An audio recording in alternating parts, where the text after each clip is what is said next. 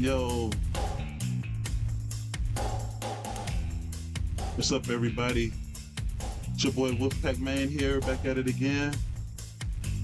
We're gonna talk about some Summerslam that happened this past weekend. Make sure y'all hit that like button and subscribe if you are new.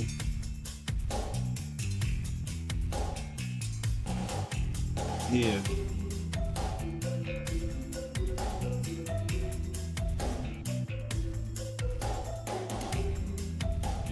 All right. Without further ado, we're gonna get right into this.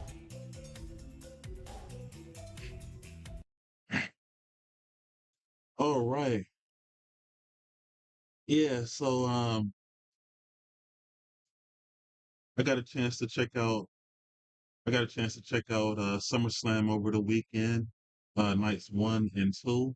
It really wasn't that bad. I feel that SummerSlam uh night 2 was a bit stronger than night 1.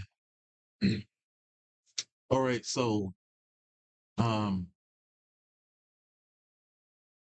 so,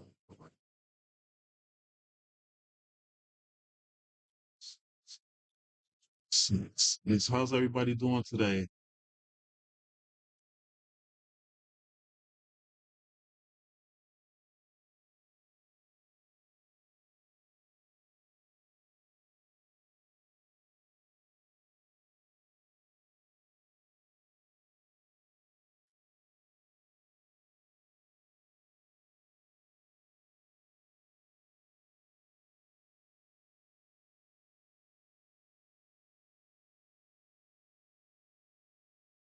Yeah, and on the first match, hold on one moment. Why are they showing?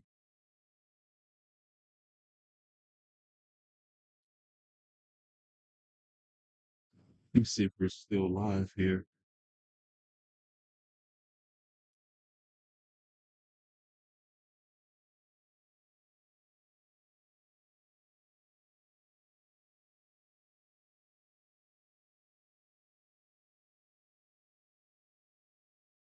All right, there we go. Yes, how's everybody doing tonight? How's everyone doing?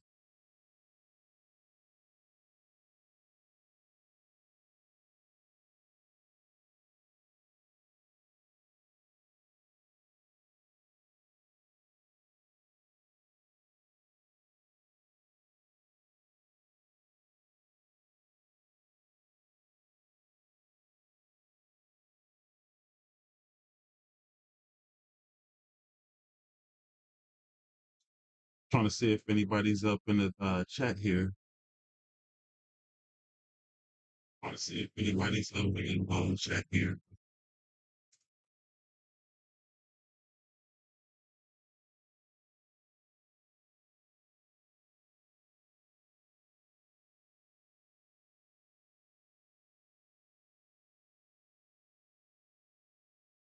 Yeah, Liv Morgan beat Io Sky in the first match for with the championship match. Um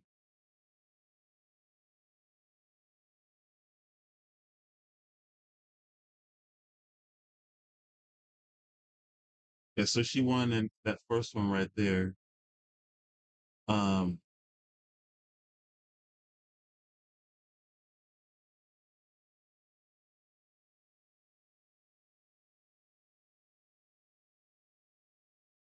the biggest highlight in that match to me right there was that finish was quite crazy with the two um Oblivions.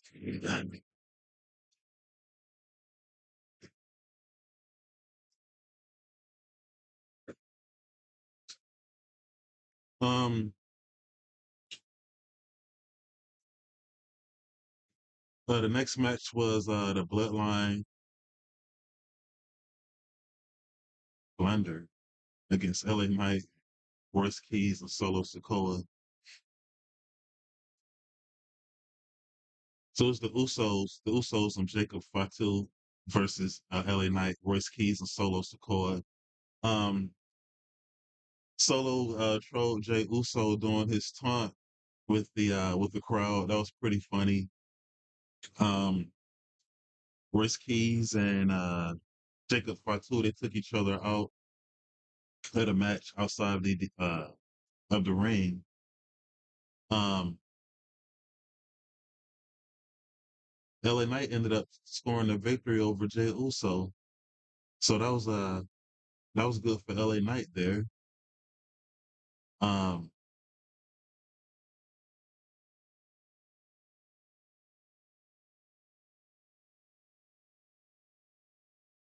let's see here. The next match after that was Nick Aldis versus Gunther. So this was our first time seeing Nick Aldis wrestle in WWE ever since he started as general manager, and he looked great. Um, very physical match there. Um, Gunther put the sleeper hold on him, and he tapped out at the end. And Mickey James and her son came in the ring to help. They went in the ring and posed for everyone, show some support. Uh, so at the end of that, um, Aldis was in the back with Triple H and said he was going to resign since he didn't win the match, but Triple H said he wasn't going to let him quit, and he like that he had fought for what he stood for, and even though he didn't win the match, he was still a winner in his book, pretty much. So he's back to a general manager again. Yeah, and shout out to Mickey James. She's a former WWE wrestler as well.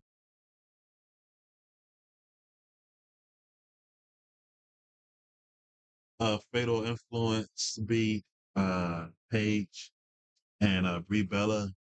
I didn't really see too much of this match here, but the ending was after they lost the match, Nikki ended up turning, or both the Brie, both the Bella twins turned on Paige after they lost the match.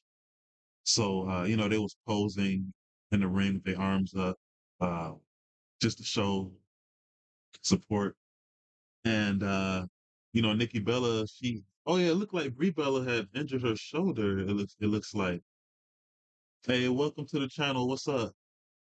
Um, so, Nikki steps back a little bit and Paige, she turns around and she gets clotheslined and they both stomp her out and Nikki picks her up and like in a fireman's carry and like a fall away slam type move. Hey, what's up? And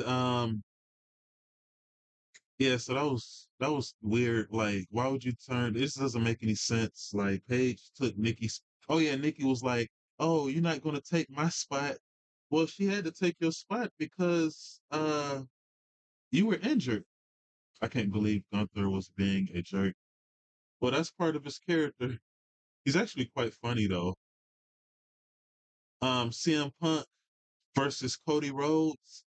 This was a crazy match right here too. There were a few kickouts of the Crossroads and the GTS. Um, there was a part where Cody went for a Cody cutter and Punk stepped out the way and Cody hit Charles Robinson by mistake, so he knocked him out and he's out of the ring. So Randy Orton does a run in and does an RKO to Cody, and he slithers back out and Punk gives him the GTS. Oh, and it was funny too when Randy got in the ring, he stood up and looked right into the camera and gave like a little wink after he gave the RKO, and he went back out the ring. And Punk went over there and picked them up, gave them the GTS, and another referee came and ran in and gave the 3 count. And Punk wins and retains his championship. Uh, all right, the next match here, which is the main event here, is Obafemi versus Brock Lesnar in the Hell in a Cell match, which the Hell in a Cell cage didn't even have to be there because it really wasn't even used. Like, come on. Like they say the Hell in a Cell match is the place where you don't leave out the same way again. Like it changed your life forever. There was no blood, no not much destruction other than the mat being torn off and the ring mat being torn up. But it was still a pretty good match though for what it was is and what it was.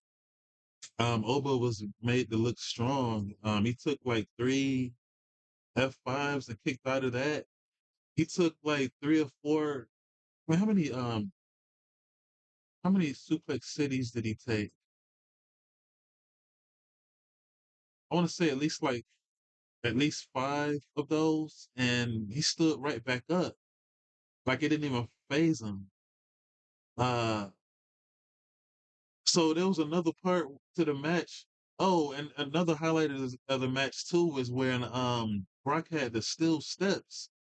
He was swinging those steps like it was nothing, man. Hitting him in the head, hitting Oba in the head with it. At least like three times. Uh, yeah. So Brock was he was showing more frustration every time he would think he would put Oba away, he would kick out. So finally, Brock went over to the edge of the ring and tore the ring mat up to reveal the wooden board, and he picked Oba up for a tombstone, hit the tombstone power driver on Oba Femi, and even did crossed his arms up and did the Undertaker pose on him. He went for the three count, one, two, and Oba kicks out again of the tombstone. So everybody's going crazy. Everybody's shot. Brock Lesnar's, you can see his face, his eyes gets big. He's like, what the hell is going on? Like, what do I have to do to put this guy away? So, so Lesnar, he picked up a chair. He picked up a chair to try to swing at Oba, but Oba, he punched the chair and knocked the chair out of his hands. And he kind of stumbled into a fall from grace and hit the fall from grace. And he was just shy of the open wooden area in the ring. That would have been a good finish if he would have landed on the wood, but hit the fall from grace in the middle of the ring and hit the 1, 2, 3. And Obafemi is your victor and defeats Brock Lesnar. Um, so after the match, Brock and Paul Heyman they begin to leave, and Brock Heat decides to come back in, and Oba standing there looking confused. They were saying this part was off script, so he comes back in, and he pretty much puts Oba over and saying that I'm the past, he's the future, so he's passing the torch, and he went over to shake his hand, and instead of shaking his hand, he hugged him, and that was the end of that. Um, that might be his final match there. Um, yeah, and that was right in his hometown. He's from Minnesota as well. Yeah, Brock Lesnar was 49 years old. He was once the youngest world champion in WWE history. Yeah, Obafemi's only 28 years old. All right. Um,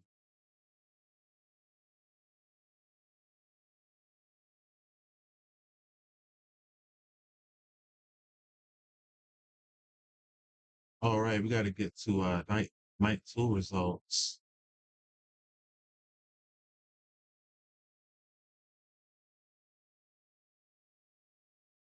If you all like what I'm putting down, please hit the like button and subscribe if you are new over here. I'm your host, Wolfpac Maine. I hope you all having a good afternoon. All right. All right. So we're moving on to a WWE Summerslam Night 2. Um, for the first match. At first, it was supposed to be Finn Balor, a one-on-one match between Finn Balor and Sami Zayn, but they changed it to a fatal four match, so it became Sami Zayn versus Finn Balor and Nick Aldis and Gunther. Yeah, so I don't know why they did that last minute like that, but when Kevin came in, Zayn, they stood face to face, and that was the first time they saw each other in a WWE ring since Owens left with the injury, and then they hugged and they started throwing punches at each other. Um, Owens showed no rust. He showed a swanton bomb from the top rope of the floor onto the guys into the ring. Um,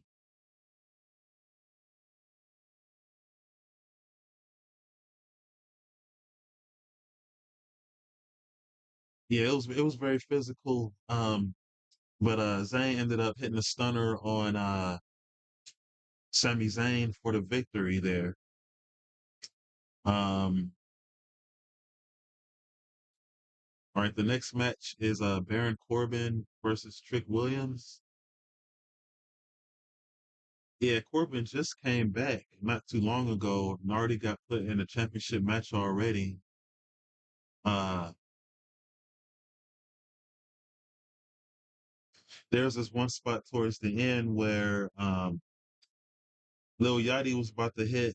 He was trying to hit Corbin with a kendo stick, and there was a big distraction by Trick Williams, and he got turned around and got hit with the end of days by Baron Corbin, and you have your new United States champion and Baron Corbin, and Corbin looks good.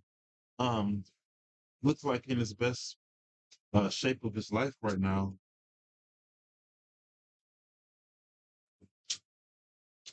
Yeah, he was just over in MLW as a tag team with Josh Bishop. Shout out to Josh Bishop. He's one of our JCW guys as well. Shout out to JCW Lunacy. All right, our next match here is the interim women's world championship match, ladder match. It was between Lash Legend versus Jade Cargill versus Tiffany Stratton versus Chelsea Green versus Charlotte Flair. And Rhea Ripley is out. She's the current champion, but she's out with injury. And you have a lot of people who's upset about that too, because you had other champions who got injured and they had to relinquish their titles, but Rhea Ripley didn't have to relinquish hers, and she still has it. So a lot of people been complaining about her having too much favoritism. Um, yeah, see here.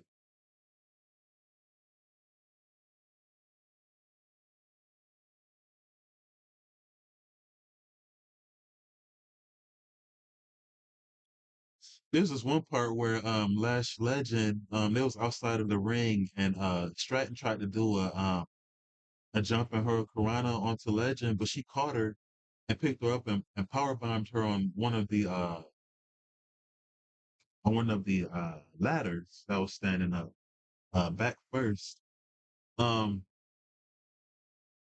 there's another part where Stratton got slammed on the ladders that was laid lateral on the top ropes in the corner. That looked really painful too. Shout out to Tiffany Stratton, man.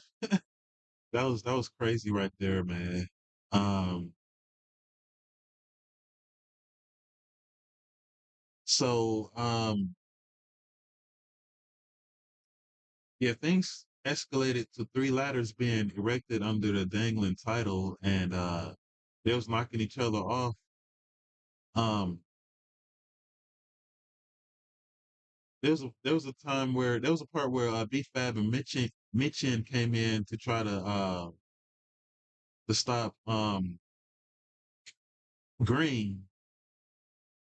Uh, so she was like, um, she was tied up in the ladder, like hanging upside down, and she climbed up and grabbed the belt. She became champion.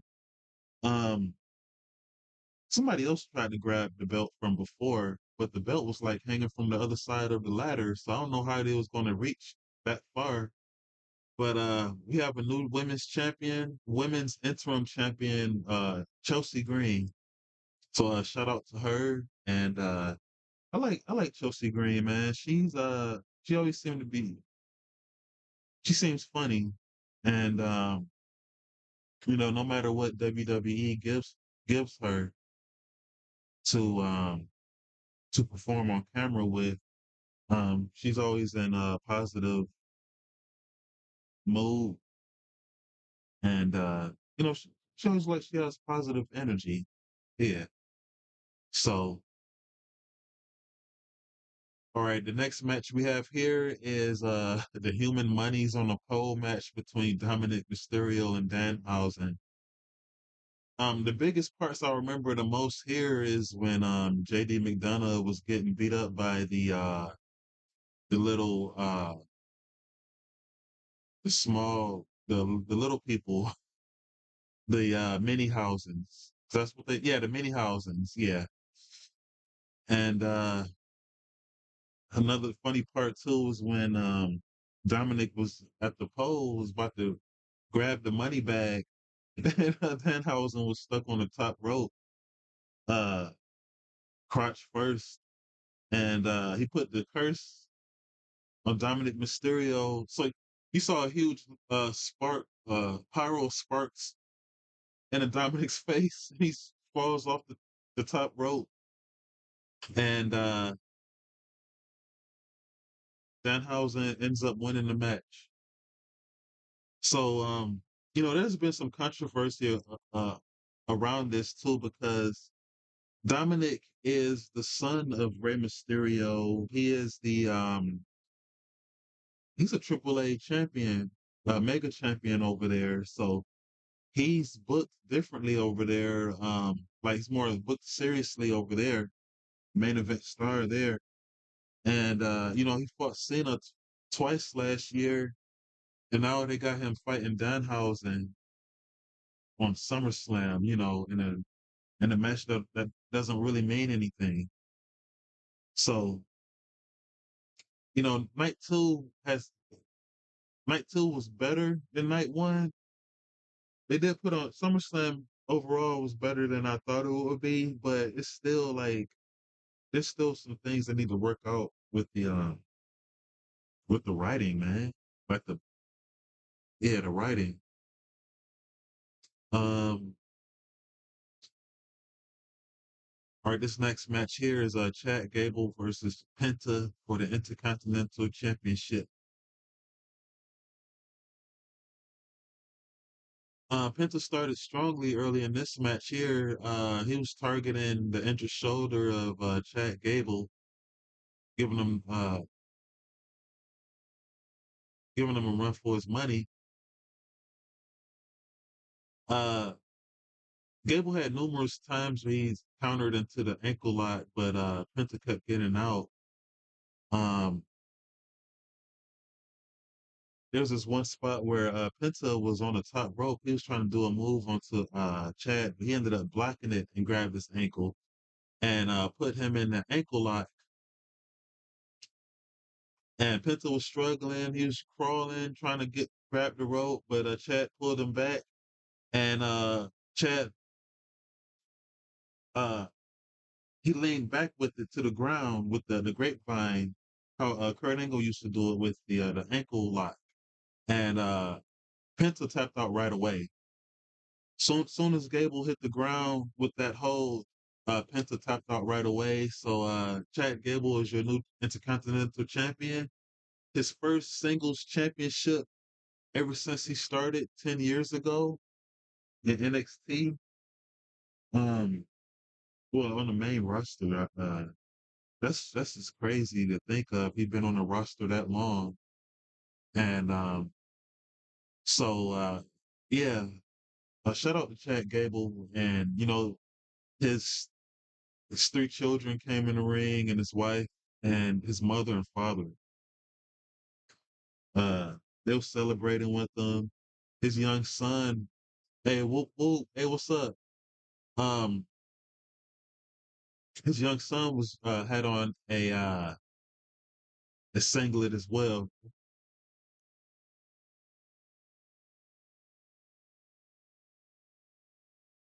It's not showing me. Um, yeah, welcome to the channel. How's everybody doing?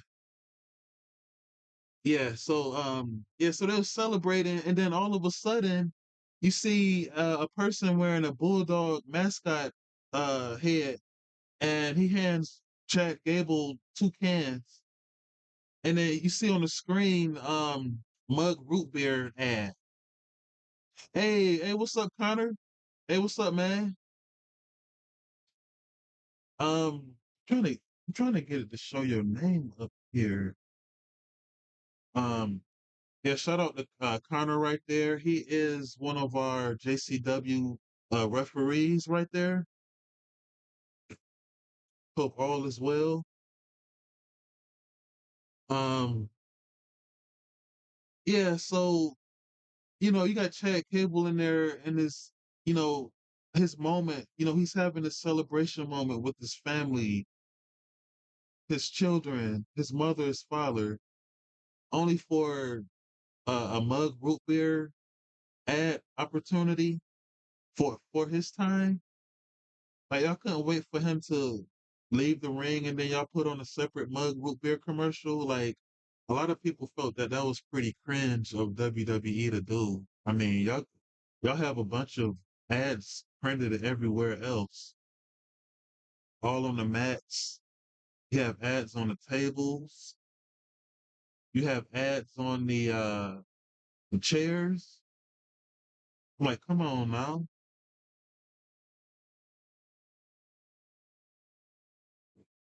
Oh, there go your name right there. There we go.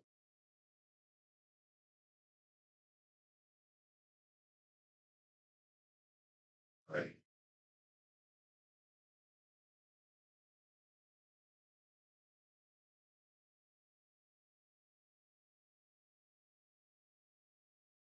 All right. There you go. Got to make sure your name is showing up there. Yeah, Connor, what did you think, man?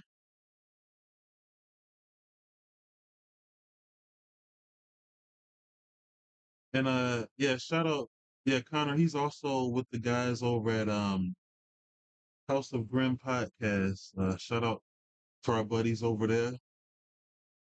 They was uh they was with me on the first day of helping set up the wrestling ring over at JCW, man. And make sure y'all hit that like button and subscribe to this channel if you are new here. And every Thursday nights we have JCW Lunacy watch parties. Every Thursday nights at 7 p.m. Eastern. Yeah. So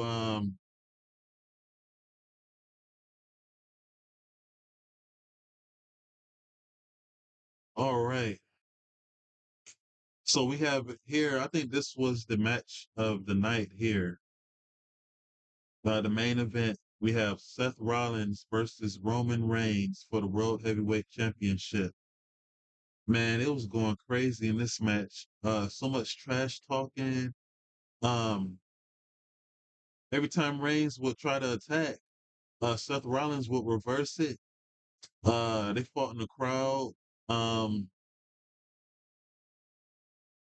Reigns powerbombed Rollins through the Spanish announce table. Uh, and then Reigns got powerbombed through a table as well. Like they was going crazy with it. Um, yeah, there was a part when Rollins and Reigns they made it back to the ring. They kicked out of each other's finisher.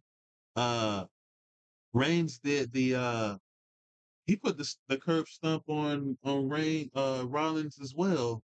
Uh, Seth Rollins he put the spear on he put his own spear on Roman Reigns. Um, so there was like both near falls, and everybody just was on their feet with it. Um,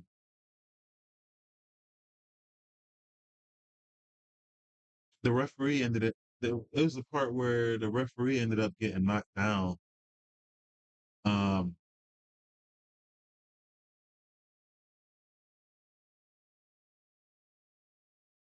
Let me see here. Yeah, and while the referee was out, Reigns hit three consecutive spears on Seth Rollins, and Reigns went for the cover, and another referee ran in and did the three count. There was a spot in the match too where the Dirty Deeds they paid a little homage to Dean Ambrose.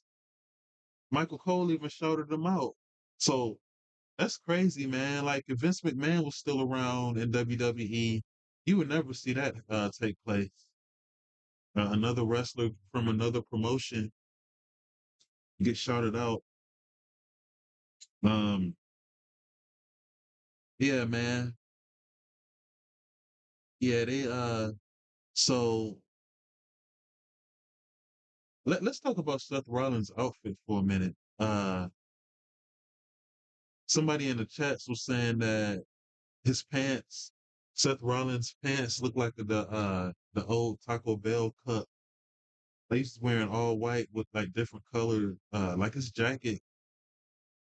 Uh, Somebody else said he looked like a bouquet of flowers or something with just the multicolored vests, 20 vests he had on under the jacket he had. I don't know, it was different. He had on a mask too.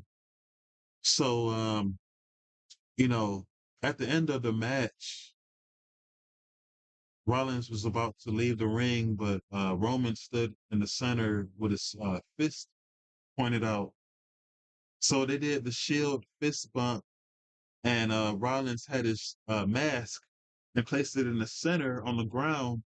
So I guess that was the place for where Dean Ambrose would stand. And they closed that Shield chapter, and Roman finally defeated Seth Rollins at a big stage. Um,